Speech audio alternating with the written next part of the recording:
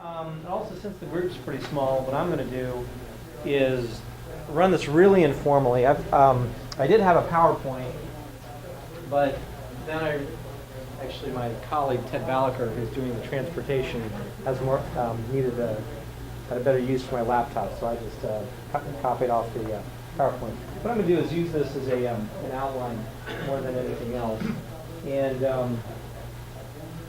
I just sort of talk a little bit more extemporaneously. Talk a little bit about what we're doing at Reason, what we're doing in the area of housing and planning. And I think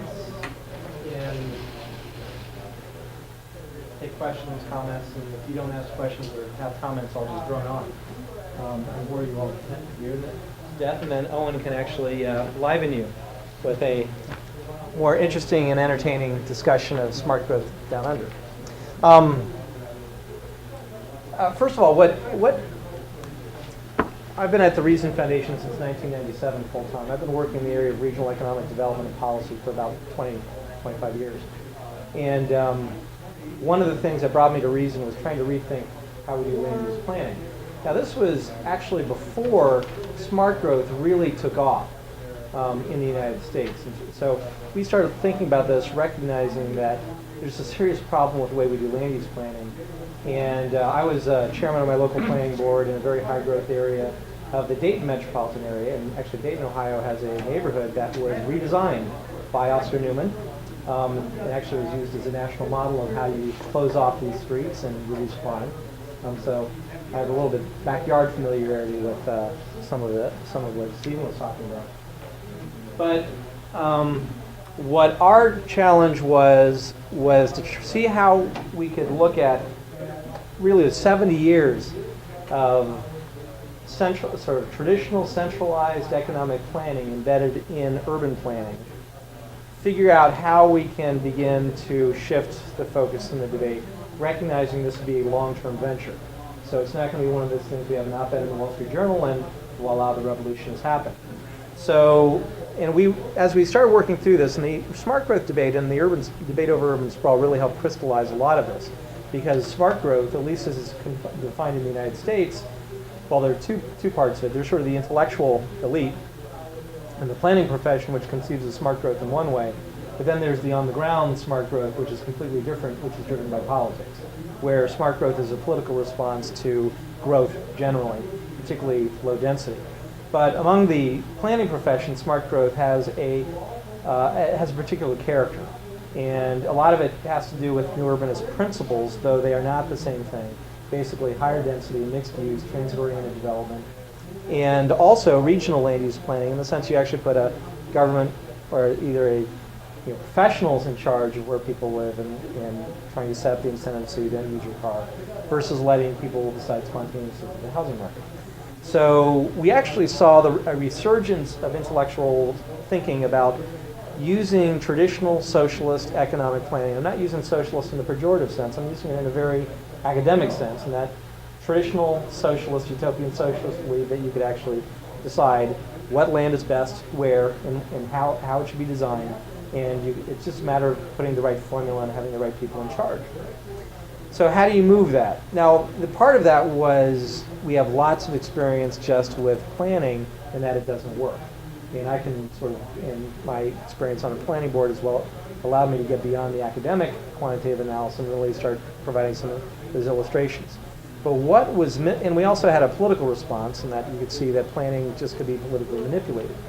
But the thing that we were really missing was a framework that was really grounded in concepts and principles. In other words, a true alternative to what was being presented. Because traditional planning is a coherent, consistent way of looking about how land use occurs in any area. And we didn't have it. Basically, we were sort of going to do these sort of ad hoc recommendations, let the market decide, or whatever it might be.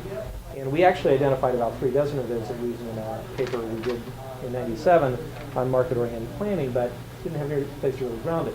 Now, interestingly enough, that worked because we were pointing out some of the holes in traditional planning, did get the interest of some academics and others who realized the system didn't work, and last summer I was invited to actually write a paper that would allow us to flesh this out. Because one of the things that we recognize is that a market-oriented approach would at least allow a lot more innovation. And so this presentation, the outline that you have in front of you, is really trying to sort of flesh that out a little bit in a very simplified way. And if you're interested, I actually have a copy of the paper will be forthcoming in the September issue of the Journal of Urban Planning and Development, and I can make a copy of that and you can take it back with you if you're trying to get to sleep on the flight back or whatever. It's probably very good.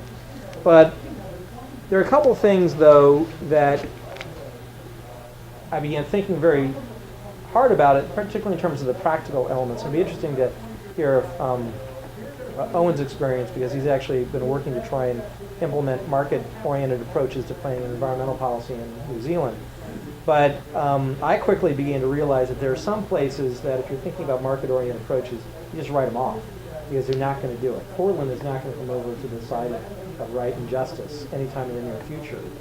But what was interesting, because they do believe that regional land use planning and transit and those particular policy goals are legitimate, and it is a legitimate function of the government to actually direct human behavior to accomplish those. And we may argue about whether or not they truly represent the public, but the truth of the matter is the system's in place, and we spent a lot of time trying to convert Portland. I think it's wasted. Not only that, I don't think you have to. What my experience has been, and I've seen this as I've traveled to North Carolina, Texas, lots of Illinois, Indiana, Michigan, is that in most American communities there's still this fundamental belief that people ought to be allowed to do with their property what they want as long as they don't hurt other people. And this really was crystallized for me in a planning board meeting when I was chair. And we were discussing whether or not we should allow a rezoning to a higher density use.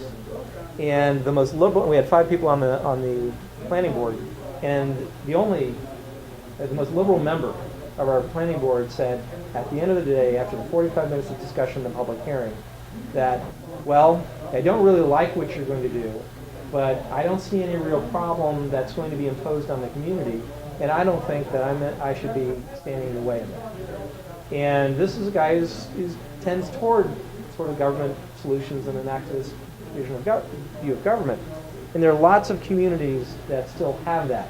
But what they don't have is a way of taking those ideas and integrating it into a way of thinking about planning and development regulation. So a lot of what we're trying to do now is flesh that part out.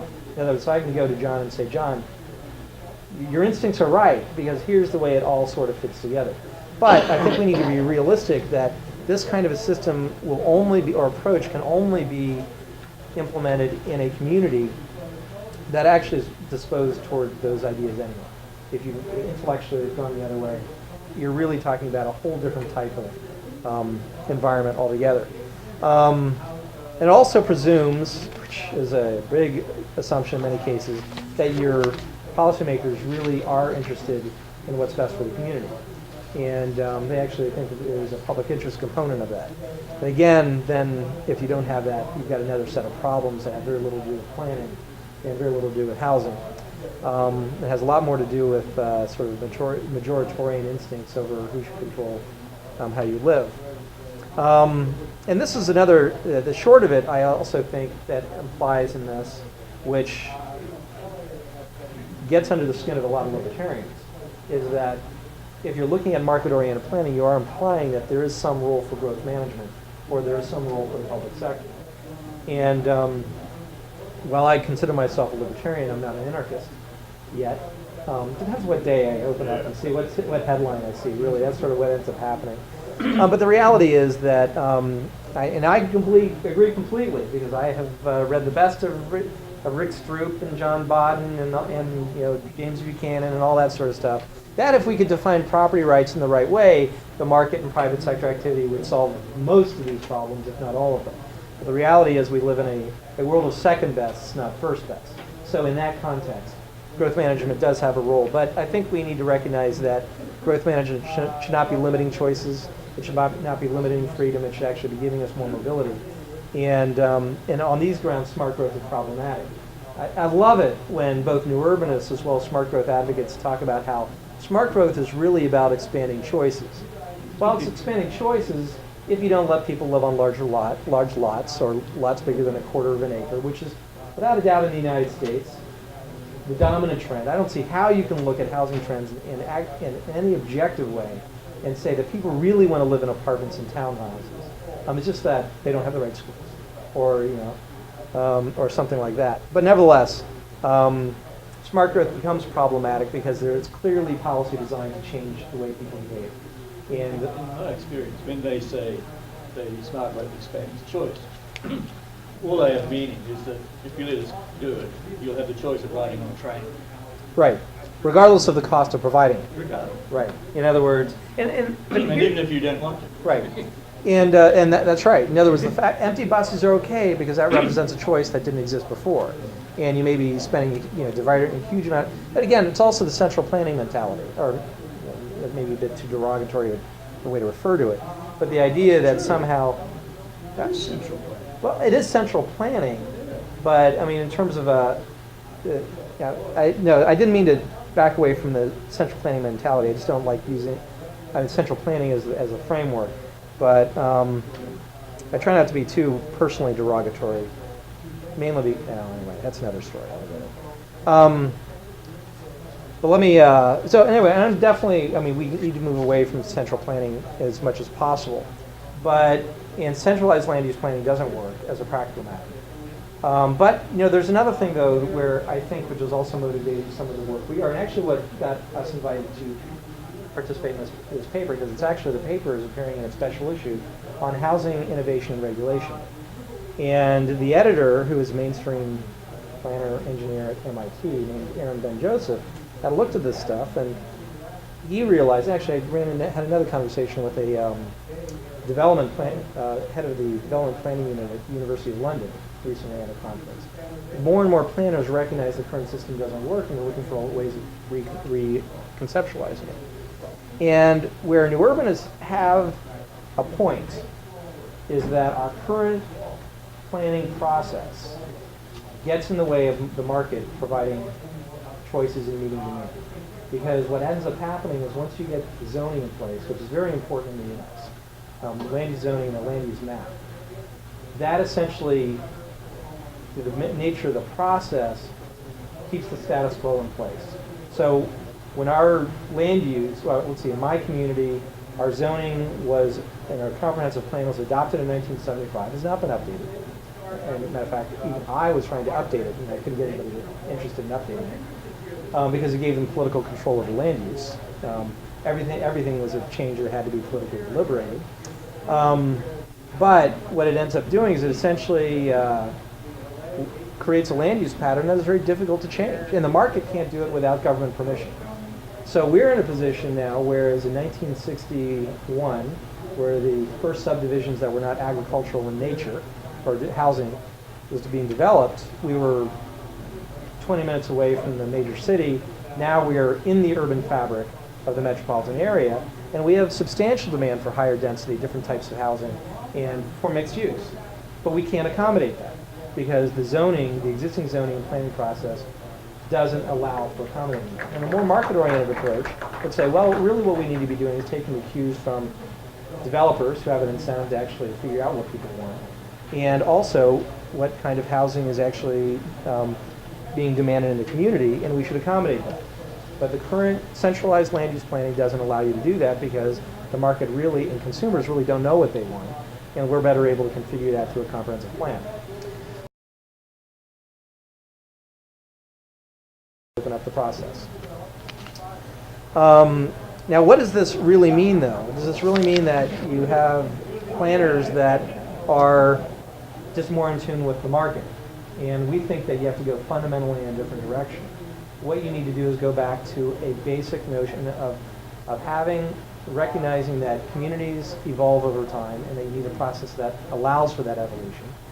You also need to recognize that development regulation should be open-ended. The current process is closed in the sense that the only people that are really in the room at the time and actually the only people that have any power is your planning board. Everybody else just sort of advises and provides some input. But if the planning board says no, or the city council says no, forget it. But we need a more open-ended process that allows for more innovation. And what we have increasingly done has gone back to the notion of nuisance and externality. And they're actually, up until about 1920 in American legal tradition, nuisance is very important. It's also a very important part of common law.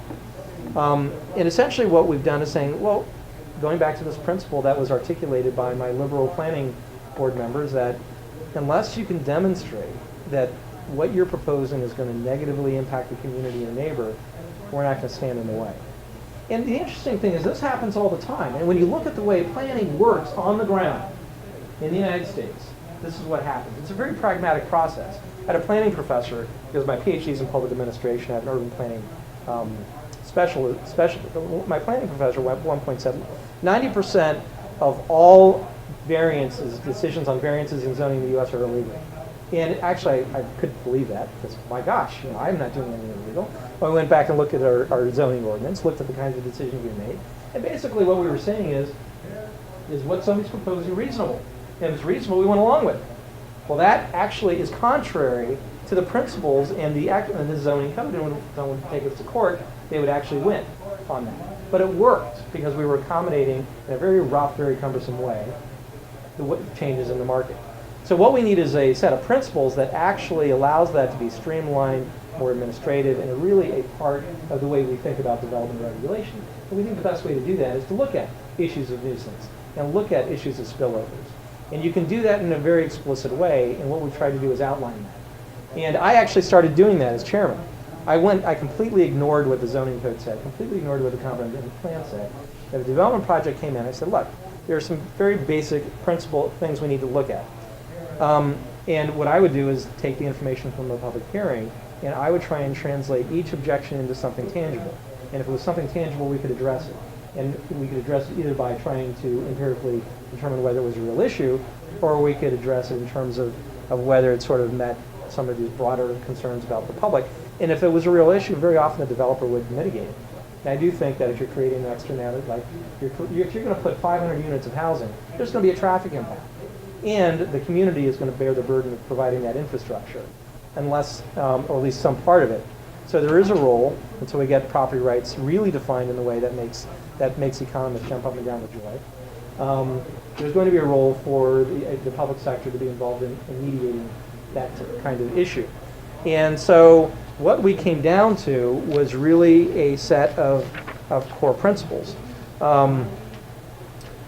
By rooting, let's see if I'm sort of off here, but in a slide from principles to tools, and I'll finish up here actually because I want to spend a couple minutes on this chart. You can include a formal presumption in favor of the planning development of the land approval process. And there are communities that do that. They say that basically any development project that comes to this will be presumed approved unless we say otherwise. And there, I actually I was reviewing about 70 planning codes in Ohio at one point and ran a process that was pretty interesting. You can set time limits. You can also put in triggers for when projects are administratively reviewed.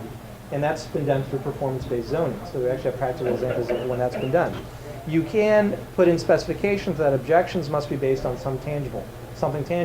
You can't just say it's going to change the community and that's a bad thing. You have to say that why it's a bad thing and how you can measure it. And if you can't, and you should be able to quantify and measure it. And if you can do that, then you can determine whether it's a real problem and whether it should be mitigated. And I found that as a practical matter, once I started doing that, we were able to narrow the objections to development approval significantly, simply by saying that show us what the problem is. And then, of course, it gives the developers a way to mitigate. I mean, if you've identified it and specified it, they know what to do. But of course, politically, a lot of people don't want that to happen because they don't want the project to go through it all anyway. Other tools, broadly defined zoning districts, revenue neutral planning, which means that you don't have new residents subsidizing old residents and old residents subsidizing new residents, and transparency. But I think it's particularly interesting in the paper, and I'll conclude on this, is that we go through a couple of loose hypotheticals. In other words, they're based on real examples, but sort of how would you apply these principles in practice? And so on the third slide, we're from tools to practice mixed-use neighborhood development. This is actually based on a real mixed-use project that was brought before our planning board, and sort of how I actually applied these principles in practice. And essentially, and by looking at the public concern, determining whether or not the project limits other people's rights. In other words, does it infringe on the neighbor or other people in the community, on their ability to use their property or their ability to enjoy their property in a way? And is the impact measurable? Can you actually quantify it? A very important decision rule. And then once you've quantified it, you can then decide if it's going to be negative or it's going to be positive. And if it's not a negative impact, move on. You don't worry about it. But if it is, then the question is, should it be mitigated? In some cases, it doesn't have to be mitigated. If, in fact, a retail store is coming in and it's going to put a competitive pressure on a local retailer, that will be a negative impact in the sense that a local business is going to suffer profitably, but it's not something that should be mitigated by government. And so I think that this framework, by grounding it in some core principles, can actually become a practical tool and an alternative to the conventional smart grid. Much more open-ended, much more dynamic, and sort of recognizes what I think is the reality of the way communities develop. It also fits pretty well within the way governance actually occurs on the local level in the U.S. Increasingly, though, I think it can be applied in an international context, although I haven't had an opportunity to really see how that would mesh with the UK system, because it's different in details, in significant details, but that's sort of another thing I want to try and explore. So, yes? Are you saying that you shouldn't develop property or allow developers to go in unless they can mitigate increased traffic congestion on a public street? No, what we're really doing is we're sort of inverting the whole process, because in the current process, that essentially every developer that brings a project in is almost, by the nature of the public hearing process and the public deliberation, required to mitigate anything that comes up. What we're saying is that first, for any proposal, the community, the planning board or the city council's first responsibility, and really its only obligation, is determine whether there's going to be a potentially negative impact on the community or on neighbors. That it needs to, and it really, as a practical matter, it functions as a mediator, whether we like it or not. So what we're saying is that if in fact there is a traffic impact, it should be quantified, and you should be able to, and we have the tools to do this. And if it has a negative impact, then it should be mitigated in some way. And some communities will decide that they're just going to fund it publicly, the way they've done in the past. But what our community does is we able to do the traffic counts, and for the amount of infrastructure that's going to be demand that's going to be required because of the new development, we assess that cost on the new development. Now that's not the whole cost, because you're still improving streets that for the flow of the rest of the community. But we can add turn lanes, for example, widen certain parts of the road depending on the size of the development. So the key is, don't give them an opportunity for everybody to jump on everything. Create some rules that can ground it in law and actually in good legal principles that narrows the scope of those objections, but also provide a clear set of criteria for when government can proceed to sort of the next step. So it becomes much more open-ended.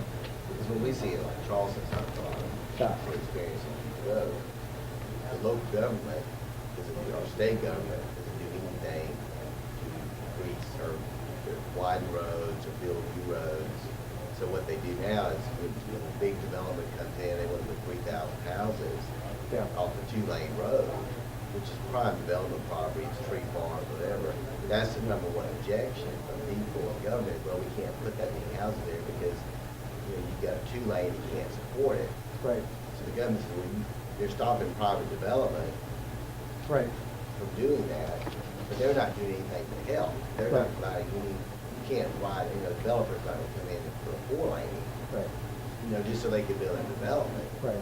So the government's not doing anything to fund it. Right. And so it's giving the people more, well, the government's not going to fund it, so we're not going to allow it to develop. Right. In other words, since the public sector does not fulfill its obligations to provide public goods, it's going to prevent the private sector from actually meeting that. That's a problem. That's actually probably worse in South Carolina than in other states. But I think this kind of a framework also helps us to go to that next level and begin asking ourselves, whose responsibility is it to provide certain public goods and at what level? And that can be entered differently in different places. And it also recognizes that there's some real problems. I mean, there's some real issues that need to be resolved.